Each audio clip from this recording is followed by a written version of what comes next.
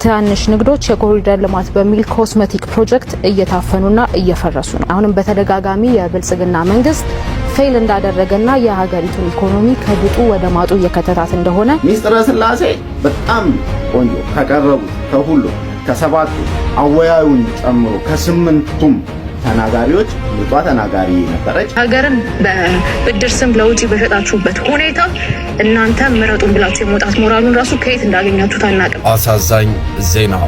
ሁለት ተስፋ የተጣለባቸው መንትያ እህቶች በአንድ ሳምንት ውስጥ ህይወታቸው ማለፉ ተገለጸ። ኢዜማ የሚባሉ ጸረ ህዝብ የሆኑ የግንቦት ሰባት ፍንካቾች። ሰላም ለእናንተ ይሁን። እንደምን አላችሁ? እንደምን ቆያችሁ? አሜን። አምላክ አበው ቅዱስ እግዚአብሔር ስሙ የተመሰገነ ይሁን። በዛሬው ቪዲዮ እጅግ በጣም አስደንጋጭ የሆነ ልብ ሰባሪ አደጋ፣ ሁለት መንትያ እህታማቾች በአደጋ ህይወታቸው አልፏል። በምን ምክንያት ነው፣ እንዴት፣ እነማን ናቸው የሚለውን የማሳያችሁናል ማለት ነው። እንዲሁም ደግሞ እንግዲህ በቲክቶክ የምርጫ ጦርነት ተፋፍሞ ይካሄዳል ማለት ነው። የኢዜማና የብልጽግና የቲክቶክ ሰራዊቶች የገቡበት ፍጥጫ ቲክቶኩን እጅግ በጣም ሌላ መልክ ሰጥቶታል። ይህንን ጉዳይ የማሳያችሁናል ማለት ነው። እንዲሁም ደግሞ ኢህአፓን ወክላ ብልጽግናና ሌሎችንም ተፎካካሪ ፓርቲዎች እያንቀጠቀጠች የምትገኘው ሚስጥረ ስላሴ ብዙ ኢትዮጵያውያን ዘንድ ጀግና ተብላ ተጠርታለች ማለት ነው። ብዙዎች ወደውታል፣ አድናቆት እየጎረፈላት ይገኛል። በምን ምክንያት እንዴት የሚል እንመለከታለን ማለት ነው። ሰብስክራይብ ለምንድን ነው የማታደርጉት? አሁን ማርጉ። ቲክቶክ ላይ እንግዲህ ዘመቻው ተጧጥፏልኝ። የኢዜማና የብልጽግና የቲክቶክ ሰራዊቱ እያንዳንዱ የራሱ የሆነ ምርጫ ቅስቀሳ እያካሄደና የሚያስገርም ማስቂ የሚያዝናና እንዲሁም ደግሞ በጣም የሚያስደነግጥ የሚያዝናና ነገሮች ተከስተዋል። እስኪ እነሱን እንያቸው። ኢዜማ ፓርቲው የምርጫ ቅስቀሳውን አጣጥፎታል። አሁን ላይ ደግሞ በቅርብ ሰዓት የወጣት አንድ የምትገርም ሜም የሆነች የምርጫ ቅስቀሳዋለች። ስሟትና ሀሳባችሁን ኮሜንት ሴክሽን ላይ አስቀምጡልኝ። እውነት ተደብቃ አጥቆ ዘላለም በውሸት ተሸፋፍኖ የሚቀር የለም። በአዲስ አበባ ብቻ ስንት ቤት እንገነባለን ብለናል? እስኪ የሰማ 1 ሚሊዮን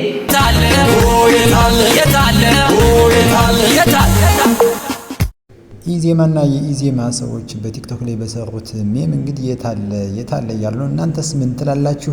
እንግዲህ ኢዜማ እንዲህ አድርጎ ብልጽግናን የታለ እያሉ ነው። እንግዲህ ቲክቶክ አሁን ላይ የምርጫ መቀስቀሻ ልዩ ስፍራ ሆኗል ማለት ነው። የቲክቶክ ዓለም የተቀየረ ይመስላል። ምርጫ እየተጧጧፈበት ይገኛል ማለት ነው። ምርጫ ቀስቀሳ ዘመቻ እንግዲህ ኢዜማዎች ለብልጽግና እንዲህ ብለዋል። ለመሆኑ ብልጽግናስ ኢዜማን ደግሞ እንዴት አለው? እስኪ እንየው።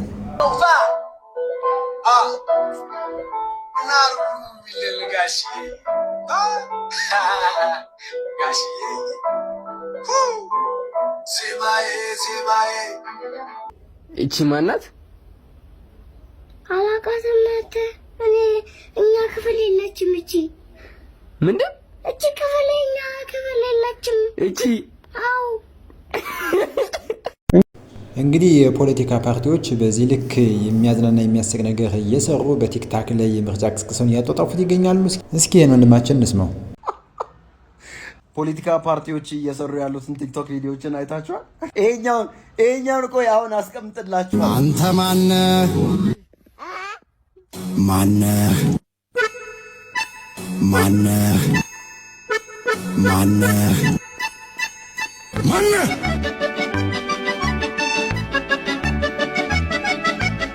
ማነህ?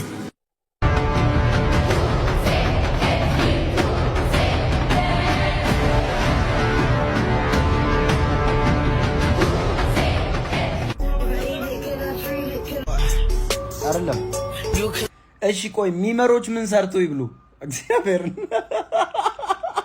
እናንተ የማን ፖለቲካ የትኛው ፖለቲካ ፓርቲ የሰራው ቲክታክ ቪዲዮ ተመችቷቸዋል? ላይክ እኔ እንጃ። አሁን ፓትሮን ምናምን ማለት ዘንድሮ የሚያሸንፉ አይመስለኝም። ቲክታክ the best ሚመር ምናምን በሚለው እግዚአብሔር አድሚኖቻቸው ይመቻቸው።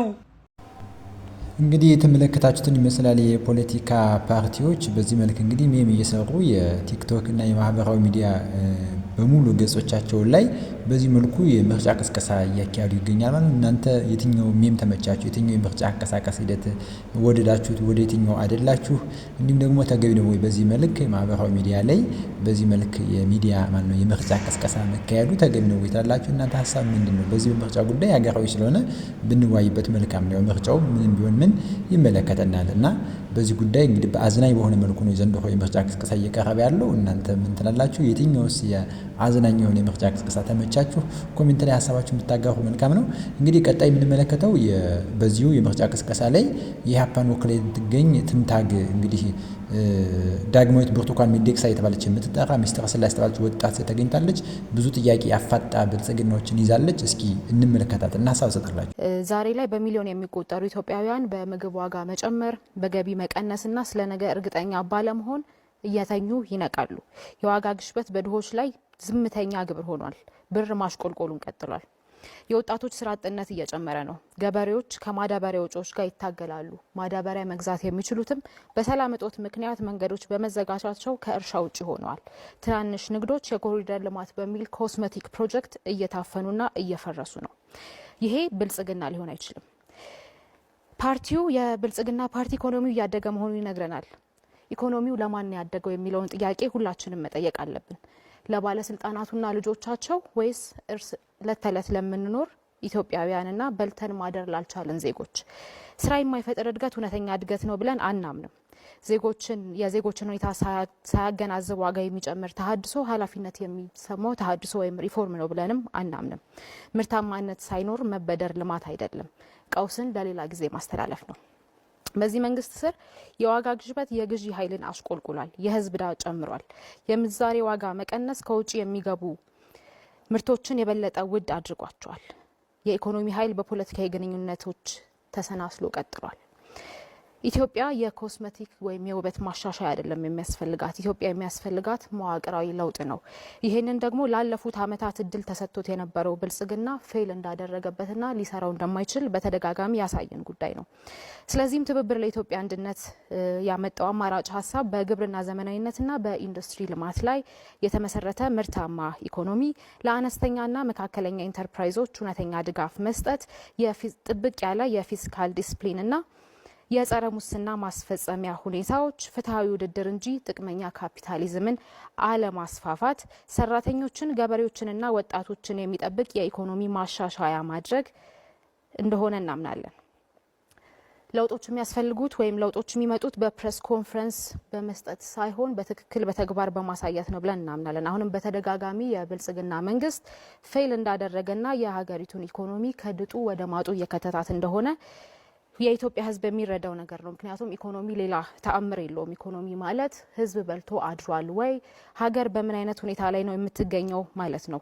ቅድም እንደጠቀስኩት ውበት እኛን ወይም ደግሞ ሕዝብ ሊሸውዱ አይችሉም። የየዕለት እውነታችን በልቶ ማደር አለመቻል፣ ኪራይ አለመክፈል እንደሆነ የምንገነዘብና የምናውቀው ሁኔታ ነው። ሕዝባችን ጠንካራ እንደሆነ እናምናለን። ወጣቶቻችንም በጣም ብቁ ናቸው። ገበሬዎቻችን በየትም አይነት መልኩ ታይቶ በማይታወቅ ሁኔታ ታታሪዎች እንደሆኑ እናምናለን። የሚያስፈልገው ምርታማነትን፣ ፍትሐዊነትንና መረጋጋትን ቅድሚያ የሚሰጥ አመራር ነው። ለዚህ ደግሞ ትብብር ለኢትዮጵያ አንድነት በተግባር አይነተኛ አማራጭ መሆኑን አሳይቷል። ምክንያቱም ከዚህ በፊት በተደጋጋሚ ከህዝብ ጎን መቆማችንን የትብብሩ አባል ፓርቲዎች ኢህአፓ፣ መኢአድና ሌሎች ፓርቲዎች በተደጋጋሚ በመግለጫ በተግባርም ስናሳይ የቆየነው ሁኔታ ነው። ኢትዮጵያ የሚያስፈልጋት ለብዙዎች የሚሰራ ኢኮኖሚ እንጂ ለጥቂቶች የሚሰራ ብልጽግና አይደለም። አመሰግናለሁ። የትብብር ለኢትዮጵያ አንድነት የምርጫ መወዳደሪያ ምልክት አውራጣት ነው። አውራጣት መተባበርን፣ አይዞ ባይነትንና የማሸነፍ ምልክት እንደሆነ እንረዳለን። በኢትዮጵያዊ አብሮነት አብሮ ለመቀጠል ትብብር ለኢትዮጵያ አንድነትን ይምረጡ እንላለን። እናመሰግናለን። ትብብር ለኢትዮጵያ ወይም ኢህአፓ የተሰኘው የፖለቲካ ፓርቲ እንግዲህ ወደፊት ይዟት ብቅ ያለው ይቺ ወጣት ትንታግ ፖለቲከኛ ሴት በብዙዎች ዘንድ አድናቆትን አግኝታለች። እናንተስ ምን ትላላችሁ? በዙሪያ ሀሳባችሁን ስጡ። እንግዲህ ብዙዎቹ ዳግማዊት ብርቱካን ሚደቅሳ እያሏት ይገኛሉ። እንዲሁም አንዳንዶች ደግሞ ሴቷ ክርስቲያን ታደለ የሚል የተለያየ ማቆላመጫና የማበረታቻ የጀግኒት ስም እየተሰጣት ይገኛል። እናንተ በእሷ ዙሪያ ምን ሀሳብ አላችሁ? ብዙ የሆነ አድናቆት እየጎረፈላት ይገኛል ማለት ነው። እንግዲህ ወጣቷ እጅግ በጣም ያቋም ሰውና የድርጅቱ ዋና ጸሐፊ በመሆን እንግዲህ የፓርቲው ማለት ነው እያገለገለች የምትገኝ የህብረተሰቡን የህዝቡን ብሶትና ይሆናል የምትለውን የፖለቲካ ሀሳብ እያራመደች ትገኛለች። አድናቆትም በዚሁ ልክ እየጎረፈላት ይገኛል። የእናንተ ሀሳብ ምንድን ነው? በዙሪያ ሰዎች ምን አሉ? በእሷ ዙሪያ ብዙ ሰዎች የተለያየ ሀሳብ መላምት እያቀረቡ ይገኛሉ። እስኪ እንመልከተው። ሌላው የዚህ እንትን ወርቃማዋ ፓርቲ የዚህ ክርክር ወርቃማው ፓርቲ ወይንም እኔ የጣመኝ እዚህ ክርክር ላይ ሚስጥረ ስላሴ መኖሯል። ሚስጥረ ስላሴ በጣም ቆንጆ ከቀረቡት ከሁሉም ከሰባቱም አወያዩን ጨምሮ ከስምንቱም ተናጋሪዎች ምርጧ ተናጋሪ ነበረች። ሐሳቧን በትክክል ስታስረዳ ነበረ። ሊባል የማይገባ ነገር ሲኖር ሊባል የማይገባ እንደሆነ ትገልጻለች። ማለት ያለባትን ትላለች፣ መጠየቅ ያለባትን ትጠይቃለች። ምናልባት ከወይዘሮ ብርቱካን ሚደቅሳ በኋላ በኢትዮጵያ የፖለቲካ ሰማይ ስር ብቅ ያለችው ፀሐይ ሚስጥረ ስላሴ ሳትሆን አይቀርም።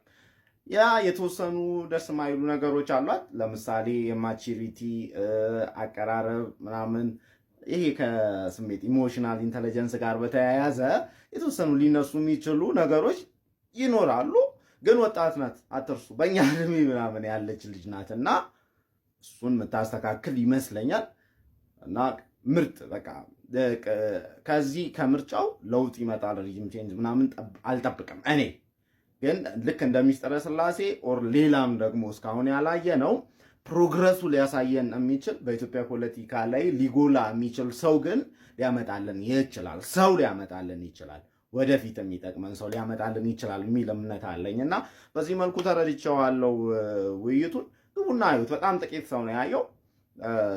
ራስን አግልሎ ዳር ቆሞ መመልከት አሪፍ ነገር አይደለም። ማየት ምን አለ ምን እየተደረገ ነው የሚለውን መመልከት ቆንጆ ስለሆነ ግቡና ተመልከቱት። 2 ሰዓት ነው የሚፈጀው።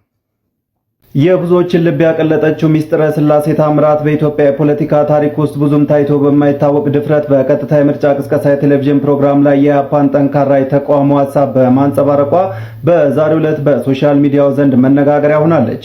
የአፓ ስራ አስኪያጅ የሆነችው ይህች ደፋር ፖለቲከኛ ትላንት በተደረገ የፓርቲዎች ክርክር ላይ በወቅቱ በመድረኩ ላይ የነበሩትን የብልጽግና ፓርቲ ተወካዮችን ባላሰቡትና ባልጠበቁበት መንገድ ሞግታቸዋለች። ሚስጥረ ስላሴ በአሁኑ ሰዓት በማህበራዊ ሚዲያ ተጠቃሚ ዘንድ ከፍተኛ ትኩረት እየሳበች ትገኛለች። ሚስጥረ ስላሴ ታምራት ፖለቲከኛ ለመሆን ከወሰነች በኋላ ሻይ ለመጣጣት ተገናኝተን ነበርና አንድ ጥያቄ ጠይቂያት ነበረ። ኢትዮጵያ ፖለቲካ በጣም ዋጋ ያስከፍላል እና ለኢትዮጵያ ሕዝብ ዋጋ መክፈል አግባብ ነው ብለሽ ታስቢያለሽ ወይ ብዬ ጠይቂያት ነበርና የመለሰችልኝን መልስ በጣም ነበር የወደድኩት። እኔ ዓላማ አለኝ፣ ዓላማ ያለው ህይወት መኖር ደግሞ ለዓላማ ዋጋ በመክፈል አምናለሁ ብላኝ ነበርና ከሰው ጋር ተዋወቃለሁ እገሌ ጓደኛዬ ነው ምናምን ነገር የሚል ይዘት ያለው ኮንተንት መስራት በጣም ስሜት እንደማይሰጥ አውቃለሁኝ። ግን ይህንን የግድ ማንሳት የፈለኩበት ምክንያት ስላለ ነው። እንግዲህ ከማቃት ጊዜ ጀምሮ ሁለት በጣም የሚገርሙኝ ባህሪዎች አሏት። ሚዲያ ላይ ያለችው ሚስጥርና በአካል ያለችው ሚስጥር አንድ አይነት ናቸው። ይህን በጣም ወድላት ባህሪ ነው። ሌላ ግን በጣም የሚገርመኝ ባህሪው ፍጹም የማያቋርጥ እድገት ሁሉ ጊዜ በህይወቷ ታስመዘግባለች። ለምሳሌ ካቻምና ያለችው ሚስጥረ ስላሴና አምና ያለችው ሚስጥረ ስላሴ በጣም የተለያዩ ናቸው። በጣም አድጋለች። የአምናዋ ሚስጥረ ስላሴና የዘንድሮዋ ሚስጥረ ስላሴ በጣም ትለያለች። የዘንድሮዋ ደግሞ በጣም ያደገች ሰው ናትና ታዲያ ለምንድን ነው የምትነግረን ልትሉ ትችላላችሁ። እዚህ በጣም ብዙ ወጣቶች በማህበራዊ ትስስር ገጾች አሉን። ፖለቲከኛ የሆነም ያልሆነም ፖለቲካ የሚወድም ማይወድም ግን በጣም ጥቂት ነገር ከሷ መማር የሚቻል ይመስለኛል። አንድ ለዓላማ መኖር የተከለከለ በሚመስል ቦታ ላይ ጭምር ፖለቲካ ለወጣት የሚፈቀድ አይመስልም። እዛ ቦታ ላይ ግን በዓላማና በጽናት ላመኑበት ነገር በመቆም አርአያ መሆን እንደሚቻል አሳይታናለች። ይሄ በጣም ለሁሉም ወጣት በጣም ጥሩ ትምህርት ነው ብዬ አስባለሁኝ። ሌላኛው ግን በጣም የማያቋርጥ እድገት በህይወት ላይ ማስመዝገብ ነው። ይሄ በጣም ሁሉ ጊዜ በመጠየቅ ሁሉ ጊዜ ለመማር ራስን በማዘጋጀት በየጊዜው ራስን ማሻሻል ነው። ይሄም ለወጣቶች በጣም ጥሩ ትምህርት ይሰጣል። ይህችን ወጣት ትንታግ ፖለቲከኛ በዚህ መልክ እንግዲህ በርካታ ሰዎች አድናቆትና ዝና ምስጋና እየጎረፈላት ይገኛል ማለት ነው። እናንተስ በዚህ ዙሪያ ምን ትላላችሁ? በእውነት ሚስጥረ ስላሴ ያሳየችው የፖለቲካ የመከራከር አቋም ምን ይመስላል? በእናንተ ዘንድ ምንድነው? ምን ታያችሁ? ሌሎችም ያላዩት ሰዎች የእናንተ እይታስ ምን ይመስላል? በኮሜንት ላይ እንወያይበት። እጅግ በጣም ድንቅ የሆነ እንዲህ ያሉ ሰዎች ወጣቶች ሲገኙ ማድነቅ ማበረታታት የተገባ ስለሆነ ማለት ነው። እናንተስ ሀሳባችሁ ምን ይመስላል? በዚህ ጉዳይ በሚስጥረ ስላሴ ላይ የተሰማችሁ ካያችሁት፣ ከተረዳችሁት፣ ከሰማችሁት የፖለቲካ አቋም አንፃር ምን ተሰማችሁ? የእናንተ ሀሳብ ምን ይመስላል የሚለውን እንግዲህ በኮሜንት ላይ እንወያይበት ሁላችንም ማለት ነው። የእናንተ ሀሳብ ደግሞ እንደሚመስል ብታሰፍሩ መልካም ይሆናል ማለት ነው። እንግዲህ ሁለት መንታ እህትማማቾች በአደጋ ህይወታቸው አልፏል። እጅግ በጣም አሳዛኝ አስደንጋጭ ነገር ነው ማለት ነው። እስኪ ይህን ጉዳይ በምንድን ያለፉት እነማን ናቸው? ምንድን የገጠማቸው ብለን እንመለከተው። እጅግ ያሳዝናል፣ እጅግም ልብ ይሰብራል። መንትዮቹ አብረው እንደተወለዱ ሁሉ ሞታቸውም አብሮ ሆኗል። አንዳንድ ጊዜ ሞት እጅግ ግፈኛ ነው። ተስፋ የሰነቁ ልቦችን፣ ገና ያላበቡ ህልሞችንና የአንድ ቤት ደስታ የሆኑ የቁም ስጦታዎችን ያለ ርህራሄ ይነጥቃል።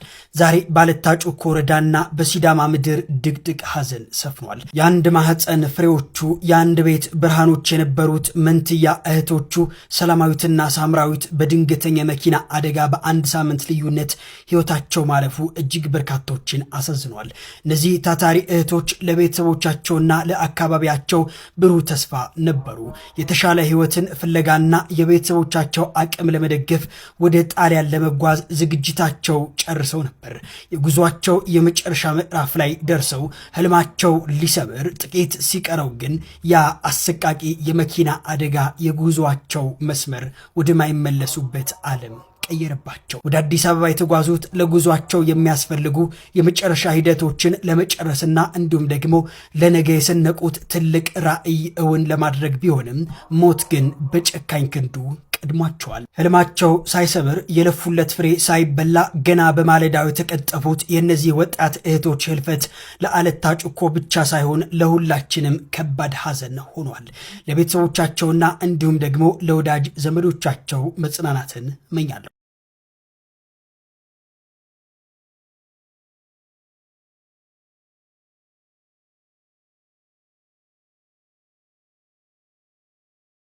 አሳዛኝ ዜና። ሁለት ተስፋ የተጣለባቸው መንትያ እህቶች በአንድ ሳምንት ውስጥ ህይወታቸው ማለፉ ተገለጸ። በትምህርታቸው ትጉና በስነ ምግባራቸው ለብዙ አራያ የነበሩ መንትያ እህቶች ሰላማዊት ጥላሁንና ሳምራዊት ጥላሁን አዲስ አበባ ሲሄዱ ነው በደረሰባቸው የመኪና አደጋ በቀናት ልዩነት ህይወታቸው ማለፉ የተገለጸው። አንድ መምህር ስለ መንትያዎቹ ሲገልጽ ሲያስተምራቸው ትጉና ታታሪ ተማሪዎች መምህራቸውንም የሚያከብሩ ትምህርታቸውንም በተገቢው ሲከታተሉ ነበር ብሏል። በእውቀታቸው ለነገ ተስፋ ሰንቀው ለሀገር መፍትሄ ይሆናሉ ብዬ ተስፋ ከማደርግባቸው ወጣቶች መካከል ቀዳሚዎቹም ነበሩ ብሏል። እንደ አባት የምወዳቸው ሁለቱም መንትያዎች በማጣቴ በጣም ነው ያዘንኩት። ለሟቾቹ ነፍሰ ረፍትን፣ ለቤተሰቦቻቸውና ለወዳጅ ዘመዶቻቸው ጥንካሬና መጽናናትን እመኛለሁ ሲልም ሐዘኑን ገልጿል። እንዲህ ያለው ከባድ ድንገተኛ አስደንጋጭ አደጋ እንግዲህ ለወላጅ ብቻ ሳይሆን አደጋውን ህልፈታቸውን ለሰማ ሁሉ እጅግ በጣም አስደንጋጭ ነው። እባካችሁ ሁላችንም ነፍሳችሁን ይማር እያልን ነፍስ ይማር ማለትን አንርሳ። እንግዲህ ፍሬ ያልነበራቸው ለራሳቸውም ለቤተሰቦቻቸውም ለሀገር የሚጠቅማሉ ተብለው የታሰበላቸው ድንቅ ነገር ያደርጋሉ ወደፊት ተብሎ የሚጠበቁ ታዳጊ ገና ብዙ ተስፋ ያላቸው ወጣቶች ሲሞቱ እጅግ በጣም ልብ ይሰብራል። እንግዲህ ለወላጆቻቸው መጽናናትን እንመኛለን። ሁላችሁም ደግሞ ለሟቹ ሁለት እህትማማቾች እግዚአብሔር አምላክ ነፍሳቸውን በአጸደ ገነት ያኖር ዘንድ ሁላችንም ነፍስ ይማር ማለትን አትዘንጉ።